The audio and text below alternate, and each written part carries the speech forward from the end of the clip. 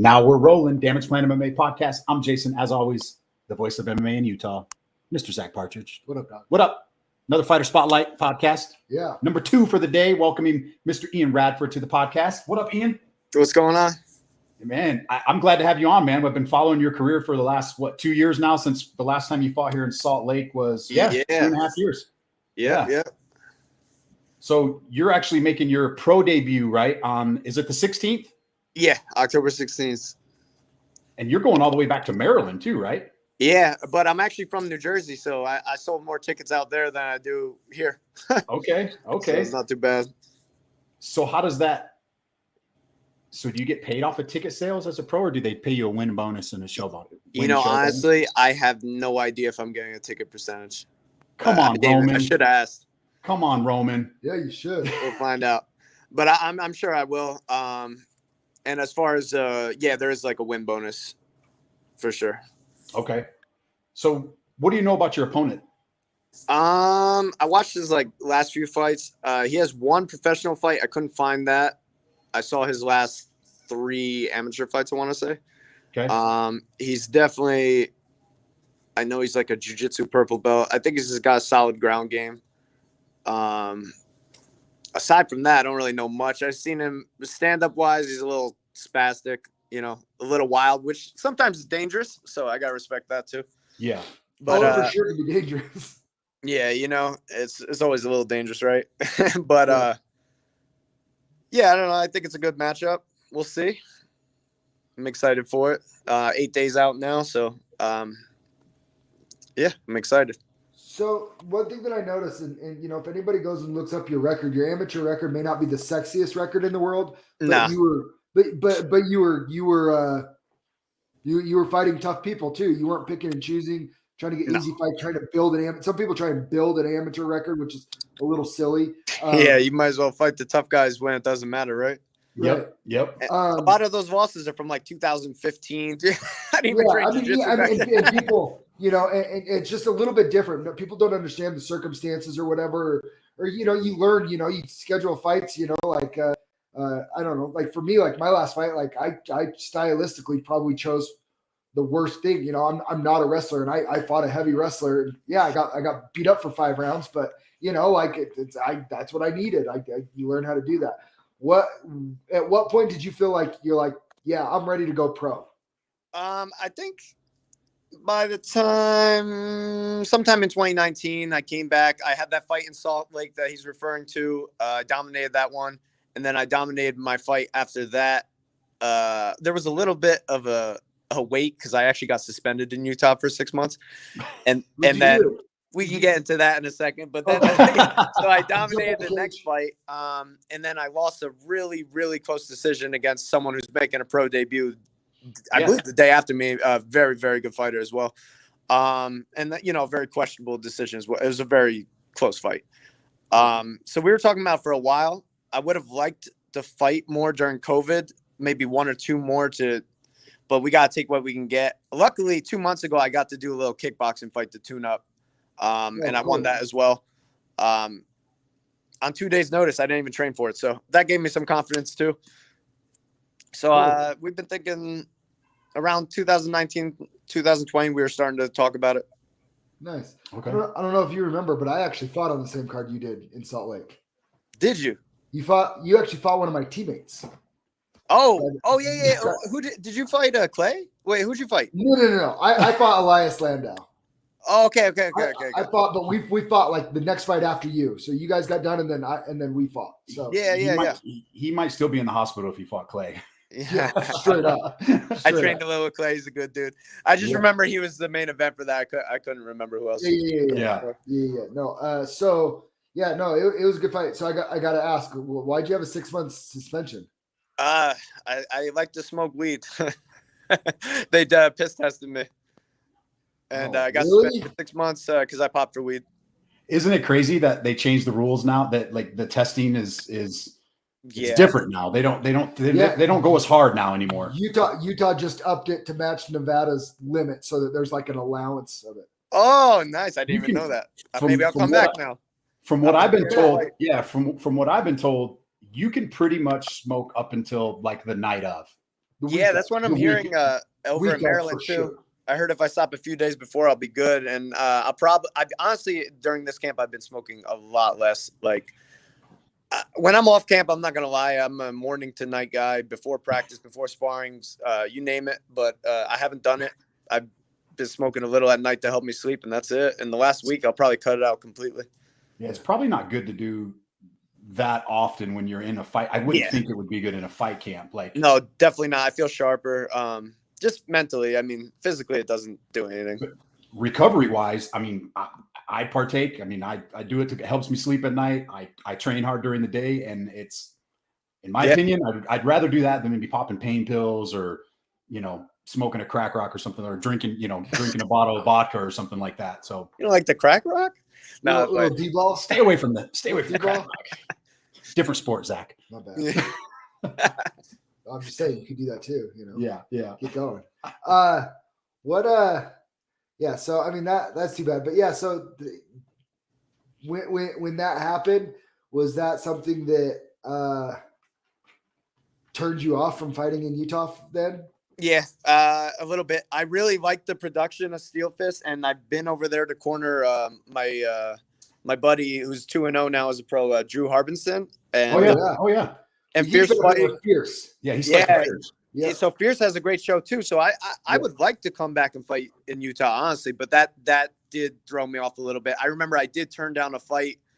After that, they gave me a short notice. I want to say it was a title fight, and I was so worried about that I didn't even take it. What weight? I think it was 155. Also, it was a weight class above me. Oh, I was gonna say that probably would have been Cole Faust. Oh yeah. Well, recently they offered. I heard about that fight too. A buddy of mine actually took that fight. This was a little while back though. But I'm a 45er. I mean, my weight's even lower than it used to be. I used to cut from 165, and this camp. I mean, I haven't hopped on the scale, but before practice, I was 156. I've never been this light. Awesome. This is going to be a really smooth weight cut. You're a big 145er because we took a picture 2 years ago at the fight, and standing next to me, you're a pretty big guy for 145.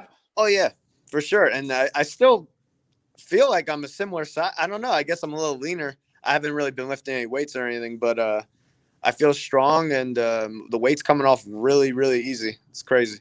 Where are you training? Are you training with Roman at Extreme Couture, or were you at somewhere else down there? No, I train over at Freestyle MMA. Okay. Like you might know him as Hyasan. It's an affiliate. The main one's in LA.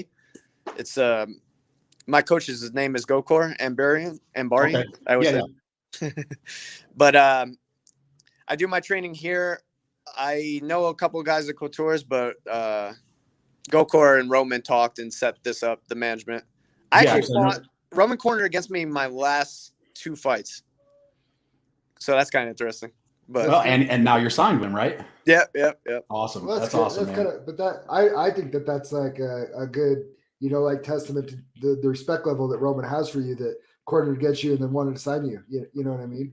Yeah, for sure. Like I said, I went 1-1 with his guys. That close fight I was telling you about, and then the fight before it.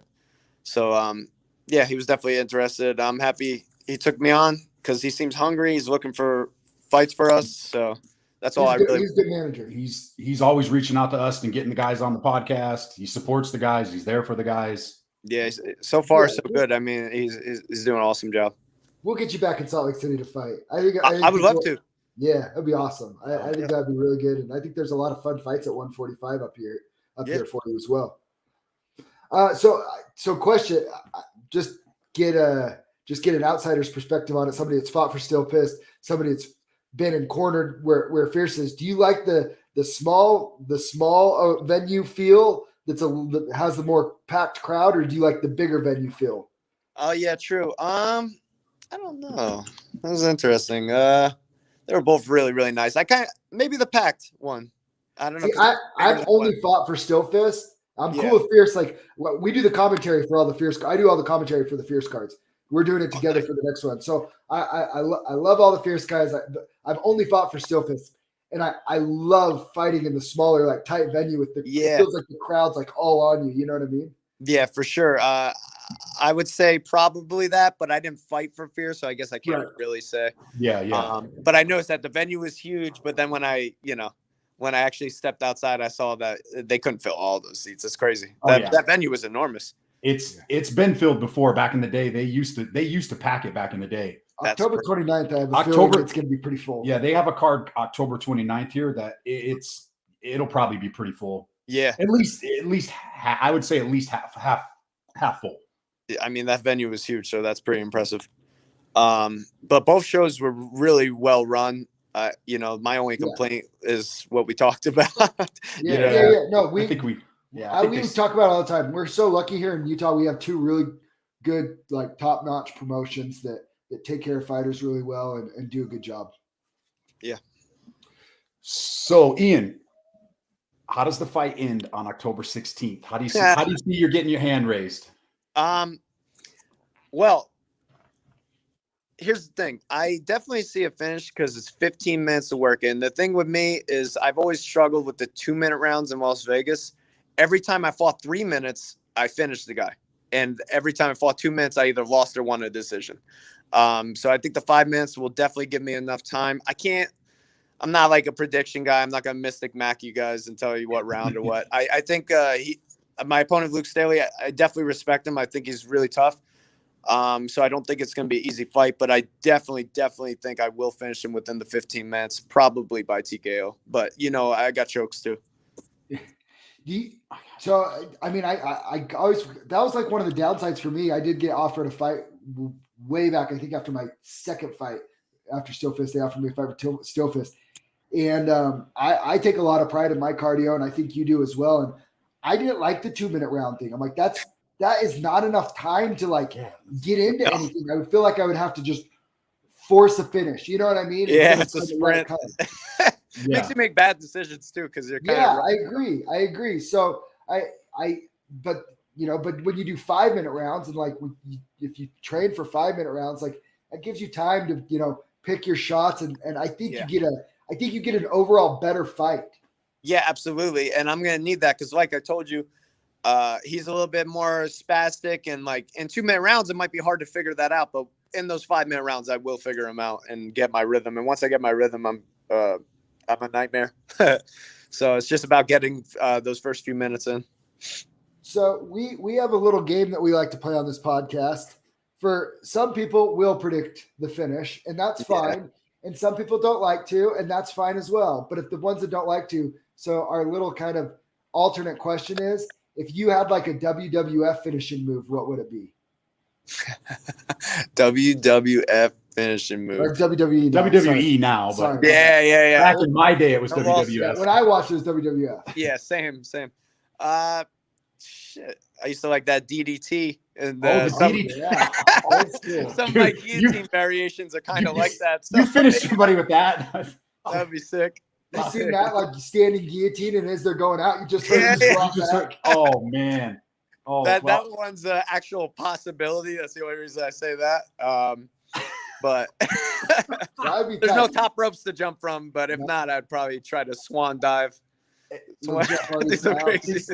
Is your fight going to be? Is there a way to watch your fight online? They haven't released that yet, but I would imagine it's an all-pro show, so I would think they have some kind of pay-per-view or something.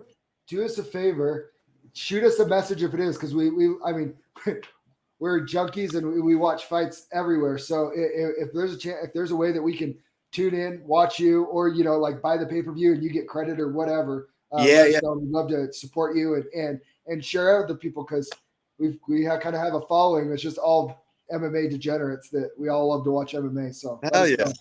All right. Well, I'm sure there will be. So I'll shoot you guys a text.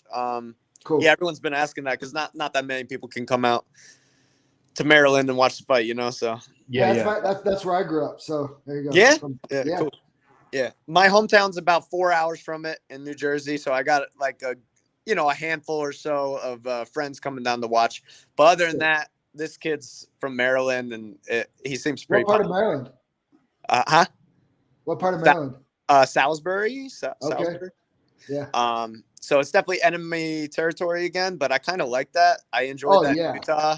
And even in Vegas, I feel like most of the time they're rooting against me. So, so I kind of like it. Any sponsors you want to give a shout out to? Anybody you want to give a shout out to before we let you go?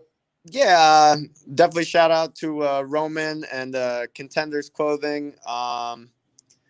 Nasir's Naturals. That's actually a teammate of mine. He provides me with sea moss. Okay. Really, really good quality sea moss. Definitely give him a shout out. And then, of course, my coach and my teammates and my man Drew's coming down because my coach is actually getting married the same day I'm fighting. So Drew will be in my corner for this fight. Awesome. Shout out to him as well. Him and my wife. So Okay. my wife Awesome. Rachel Very will be cool. there as well. Does your wife fight too? She competes in jiu-jitsu. She's That's what I thought. she's a solid blue belt herself. Her striking is good, like as far as her technique. I do a lot of mitts with her, but she doesn't have a ton of sparring experience or anything that. Personally, I would rather her not fight and just stick to jiu-jitsu, but you know, whatever she wants. 100%. I wouldn't want my wife. I'm like, no. She's a nurse as well. I mean, she has a great career. I don't think she needs to do that. Coming to work with a black eye. Yeah, which has happened before from jiu-jitsu. I think she got kneed or something by accident. She had a pretty badass black eye. It was cool. Cops knocking on your door. Yeah, right. She hated it, but I thought it was kind of cool. Yeah. All right, brother. We'll be looking forward to watching. Hopefully, we can watch you fight on October 16th. If not, man, we'll still be following you. And thanks for joining us today. All right, definitely. Thank you so much for having me. Thank All you, right. Ian. We out. Peace.